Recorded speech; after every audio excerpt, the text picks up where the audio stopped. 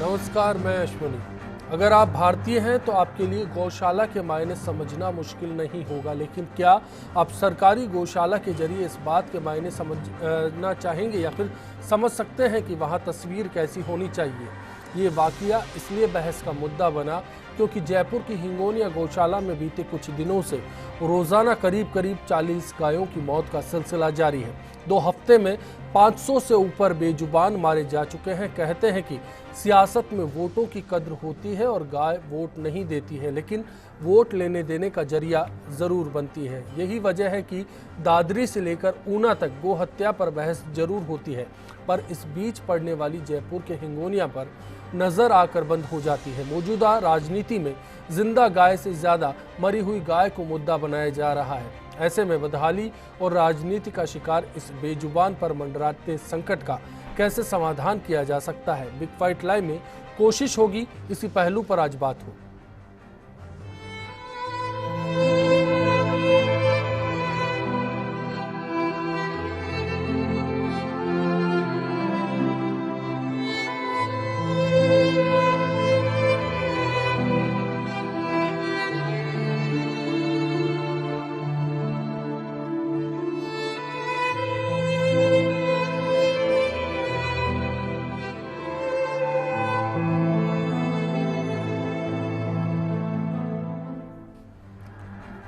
चर्चा करेंगे खास मेहमानों के साथ। बीजेपी नेता मुकेश दादीज जी आज चर्चा में हमारे साथ होंगे। कांग्रेस नेता अर्चना शर्मा जी हमारे साथ होंगे। वरिष्ठ अधिवक्ता पूनम चंद्र भंडारी कुछ ही देर में हमारे साथ जुड़ेंगे। आबावास गौशाला के कार्यकारी सदस्य गौरीशंकर अग्रवाल जी हमारे साथ हैं। साथ ही वेब नेता पंडित श्री कृष्ण शर्मा जी बातचीत में हमारे बीच मौजूद हैं। आप सभी का बहुत बहुत स्वागत है। चलिए एक रिपोर्ट का रुख करते हैं। जिन हालात का हम जिक्र कर रहे हैं, जरा टटोलने की कोशिश कर रहे हैं कि क्या कुछ हुआ वहाँ पर। अगर अफसर गौशाला संभालते हैं तो सवाल यही उठता है कि क्या अफसरों की अनदेखी के कारण गौशाला बदहाल है। FirstIndiaNews.com पर आपकी राय का हम इंतजार करेंगे। साथ ही फेसबुक या फिर ट्विटर पर भी आप बता पाएंगे कि इस सवाल पर आज आप क्या सोच रहे हैं। लाजमी है मुकेश दादीज साहब, सबसे पहले आपका रुख करना चाहूंगा। जिस कॉरपोरेट स्टाइल में बात की जाती है, हिंगोनिया गौशाला को चलाने का जो नज़रिया है कुछ वैसा ही दिखता है। एक चेयरमैन है, एग्जीक्यूटिव इंजीनियर है, उसके नीचे अधिकारी हैं, 200 कर्मचारियों की फौज भी बताई जाती है, ऊपर गोपालन मंत्री भी हैं, डिप्टी कमिश्नर भी लगे हैं। लेकिन उन सब के बावजूद ये कॉरपोरेट स्ट्रक्चर आज तहस नहस हो चुका है। जिम्मेदार कौन है? निश्चित रूप से अश्विनी जी, मैं इस बात को स्वीकार करता हूं कि जिस प्रकार की परिस्थितियां वहाँ दिख रही है, जो देख रहे हैं, उन परिस्थितियों के लिए जो भी जिम्मेदार है उनके खिलाफ कार्रवाई करने का मन हमने ही बनाया है और सरकार ने भी तय किया है। और इसीलिए चाहे कोर्ट के डायरेक्शन में हो, जिस प्रकार से चेयरमैन दिनेश साहब को जांच दी गई है, दूध का दूध पानी का पानी। और मैं तो ये कहूँगा कि केवल अभी का नहीं, पुराने समय की भी जो भी घटनाक्रम उन सबको देखे, क्योंकि मैंने भी जो जानकारी आज दिन भर में जुटाई उसमें 40 से 50 गायें रोज वहाँ खत्म होती है। अब क्यों होती है उसकी, देखिए मैंने आपको नहीं पूछा है, नहीं। आपको पूछे तब बता देना। जी मैं आऊंगा। चलिए हम इस बहस को इस तरह से ना ले जाएं। बताएं आपकी जिस प्रकार का इशू है, उस इशू में एक बात मैं कह देना चाहता हूँ कि सरकार के निगम के स्तर पे जो भी प्रॉब्लम्स हैं, सरकार बार बार निगम को फंडिंग की बात हो चाहे बाकी और विषय, उन सब के लिए उनको समय समय पे जो विषय चेताते हम। और जिस प्रकार की नेग्लिजेंसी दिखती है उसमें निश्चित रूप से निगम कहीं न कहीं दोषी है और उन दोषियों के खिलाफ हम कार्रवाई भी करेंगे और ठीक से कार्रवाई। मैं ज्यादा पीछे नहीं जाऊंगा, मेरी याददाश्त अक्सर कमजोर रहा करती है। मैं जो देखता हूं उसी की बात करना चाहूंगा। जी 3 सवाल है मेरे। गौशाला में आज जो हालात हैं, बताया जा रहा है कि कर्मचारी हड़ताल पर है, सफाई नहीं हुई, चारा नहीं पहुंचा। इन कर्मचारियों की हड़ताल को रोकने के लिए क्या प्रयास हुए?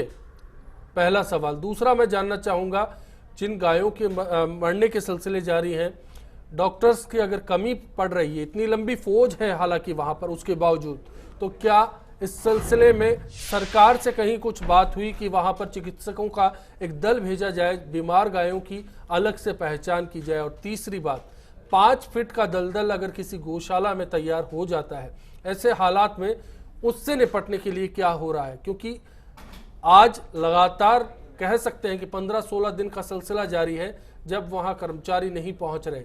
ऐसे में किसके भरोसे इसको छोड़ा गया है और क्या जिन लोगों के भरोसे है, गोपालन मंत्री या फिर नगर निगम के मेयर, एक बार झांकने की जहमत उन्होंने उठाई, वहां पर क्या हो रहा है?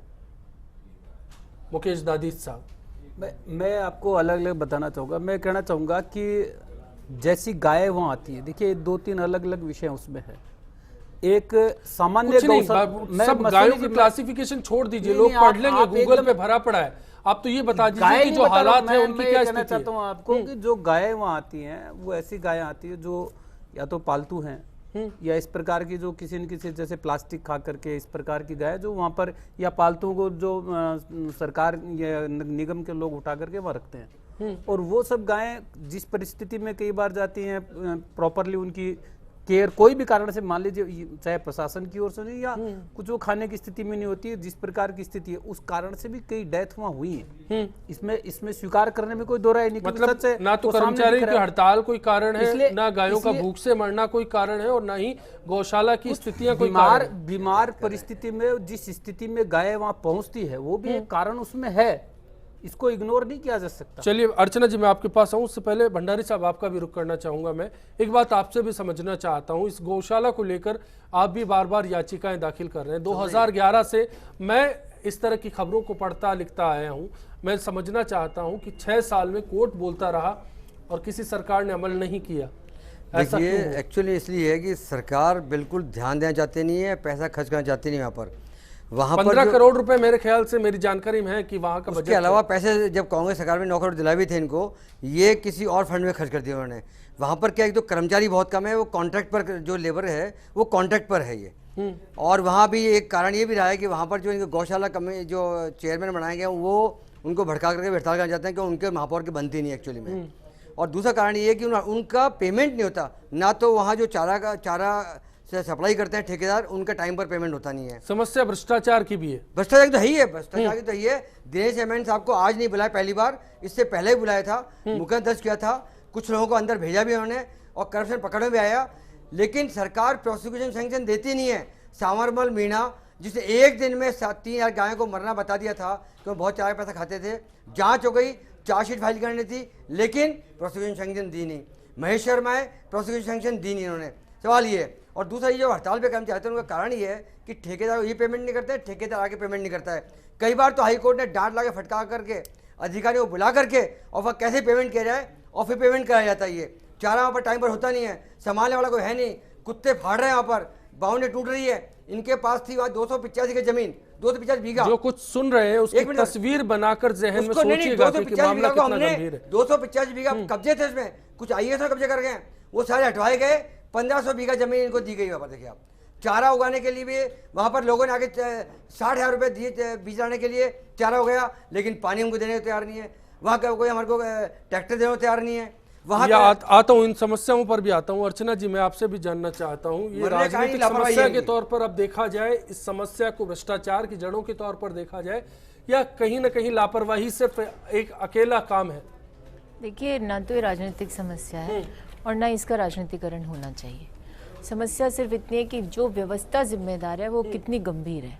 अब जैसे भंडारी साहब बता रहे हैं, वस्तु स्थिति बिल्कुल ऐसी, हम भी वहाँ गए और जब हमने स्थिति को देखा, मैं खुद नगर निगम में 2 बार रही हूँ, तो ऐसा नहीं है कि ये जिम्मेदारी निभाने के लायक लोग नहीं है या ये निभाना नहीं चाहते। वास्तविकता है कि भ्रष्टाचार इसकी जड़ में है, और भ्रष्टाचार जब जड़ में होता है तो अनदेखी शुरू होती है। अब सरकार के स्तर पर आप किसी को भी भेज दीजिए, एंटी करप्शन के ऑफिसर को भेज दीजिए, या फिर आप किसी कमेटी को बना करके भेज दीजिए, तो ये इस बात का होता है कि आप ये शो करना चाहते हैं कि हमें तो जानकारी नहीं। लेकिन जब आप 15 करोड़ का बजट एनुअली दे रहे हैं तो आपने कभी उसको काउंटर चेक किया कि वो बजट किस पे गया? अब अगर भंडारी साहब सही कह रहे हैं कि यदि मेयर और चेयरमैन के बीच में ऐसा कुछ है कि वो भ्रष्टाचार करने के लिए, उसमें लिप्तता होने के कारण वहाँ स्ट्राइक करवाते, तो और चारा घोटाला भी निकल कर आ रहा है, जैसा कि भंडारी साहब ने बताया। बिल्कुल नहीं, चारा घोटाला तो 100% है, क्योंकि वहाँ जब हम गए तो हमने देखा कि जो चारा था उसमें मिट्टी मिली हुई थी, गाय खाने की स्थिति में नहीं थी। अभी जो मुकेश जी कह रहे थे उसमें वहाँ जो गायें जाती हैं कुछ बीमार स्थिति में जाती हैं, कुछ को ये पकड़ करके ले जाते हैं नगर निगम वाले। लेकिन वहाँ तो मुझे ऐसा लगा कि आप भी देख लीजिए विजुअल्स में कि ये बिल्कुल ढांचा है, देख सकता हूँ तड़पते हुए भी, और ये ढांचे हैं, बस यूँ समझ लीजिए कि मृत्यु के कगार पर है ये, मृत्यु के कगार पर गई नहीं थी, इनको वहाँ पर इस अवस्था में रखा मरने के लिए। आप समझ सकते हैं कि कब्रिस्तान में जिंदा भेजा गया, दफन ये दलदल इनको कर देगा। ऐसे हालात में क्या तो देखिए, इनको वहाँ भेजा गया, वहाँ चारा पानी नहीं मिला, शहने शहने मृत्यु के कगार पर पहुंचती जा रही हैं। और जिस अवस्था में हमने वहाँ एक आईसीयू का वार्ड बना हुआ था इनका शेड, उसमें हम गए तो वहाँ सिर्फ एक डॉक्टर था। ये कहते हैं हमने सैंक्शन किए हुए हैं लगभग 14-15 डॉक्टर्स या 24 की जो भी संख्या होता है, और नर्सिंग स्टाफ, वहाँ कुछ नहीं। हमें खुद को जाने में, वहाँ पहुँचने में जो मशक्कत करनी पड़ी वो हम बता नहीं सकते। वो एक ऐसा स्ट्रगल था जिसमें हमारे खुद के पैर धंस रहे थे, फिसलने की समस्या थी। और कुछ गायें जब वहाँ चल रही थी तो सतह गिर रही थी फिसल करके। और आपने देखा है कि जितने जानवर होते हैं इनको बार बार कहा उन्होंने कि साहब हमें समतल करना था, पक्का करना था, लेकिन कीचड़ पक्का तो करना ही नहीं है। जो शेड है उसको पक्का नहीं करना, गाय को या किसी भी जानवर को पक्के स्थान पर तो रखा ही नहीं जाता, उसके तो बीमारियां हो जाएगी। सफाई की अव्यवस्था, गोबर कीचड़ पानी ने मिलकर के गायों के लिए नर्क का निर्माण किया। अब समस्या है कि ये है, स्थिति गंभीर है। मैं आऊंगा फिर से मैं लौटूंगा, आपका रुख करूंगा। दो और मेहमान हैं। अग्रवाल साहब, आप एक गौशाला का काम देखते हैं, आपसे जानना चाहता हूं, एक गौशाला जो आभावास में आप उसको चला रहे हैं, और दूसरी तस्वीर सरकारी गौशाला की हम देख रहे हैं, क्यों ऐसा आलम यहाँ पर देखने को मिल रहा है? कुछ वजह आप कंपेयर करके बता पाएंगे? मैं सिर्फ इतना कहना चाहूँगा, गावा विश्वस्य मात्रा जगत जननी जगत अधिष्ठात्री गौ माता की ये दयनीय स्थिति देखकर बहुत मन में पीड़ा उत्पन्न हो रही है। आज हमारे गांव में गौशाला है, लगभग 250 गोवंश है, और उसकी भी इतनी अच्छी व्यवस्था कर रहे हैं हम, मांग के गाँव वालों के सहयोग से हमारी गौशाला चल रही है और बहुत अच्छी तरीके से चल रही है। और यहाँ 15 करोड़ रुपए सालाना लगभग बजट आने के बाद ये स्थिति। मेरा एकमात्र अनुरोध इनसे ये कहना चाहूँगा, हमारे राजस्थान का बहुत बड़ा सौभाग्य है, विश्व की सबसे बड़ी गौशाला। क्या आपका दिल गवारा करता है कि ऐसे लोगों को माफ कर दिया जाए? नहीं, ऐसे लोगों को सजा मिलनी चाहिए, लेकिन कब मिलेगी? कौन देगा सजा? मैं भी बहस इसीलिए कर रहा हूं। मैं सिर्फ एक मिनट में एक बात ये जानना चाहूंगा, हमारा सौभाग्य है राजस्थान राज्य का कि विश्व की सबसे बड़ी गौशाला गोधाम पथमेड़ा राजस्थान में स्थित है। आज नंदगांव, सिरोही जिले के रेवदर तहसील में नंदगांव, जहां 13,000 गोवंश की सेवा हो रही है, एक अनुकरणीय उदाहरण प्रस्तुत कर रहा है। और यहाँ निजी स्तर पर और यह सरकारी स्तर पर सूरत हाल हमारे सामने है। गोपाल कृष्ण जी, आपसे भी जानना चाहेंगे, ये जो स्थिति है, पीड़ा तो हो रही है, हर किसी के चेहरे पर नजर आ रही है, मुकेश जी से लेकर बाकी सबके, लेकिन क्या हो, इसकी कुलबुलाहट भी मन में उठने लगी है। मुझे करें जी? श्री कृष्ण शर्मा है मेरा नाम। जी जी। मेरा निवेदन ये है कि हमारे शास्त्रों में और कई अन्य शास्त्रों में भी लिखा हुआ है कि एक गाय का कत्ल या एक बैल का कत्ल करना एक मनुष्य के कत्ल के समान है। वहाँ 200 गायों की निर्मम वहाँ पर मौत हो गई। ये मौत नहीं है, बल्कि मैं तो कहूँगा ये हत्या है। गौ माता, भाई साहब ने बताया, विश्व माता है।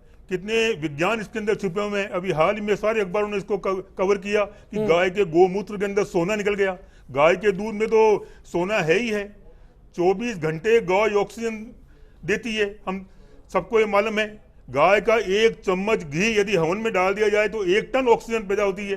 गाय के गोबर के ऊपर परमाणु बम भी इफेक्ट नहीं करता, ऐसा भी रूस के अंदर रिसर्च हुआ है।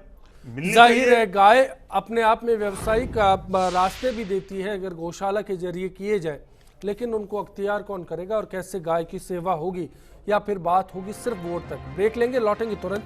चर्चा जारी है क्योंकि संकट में इस वक्त गाय फंसी है।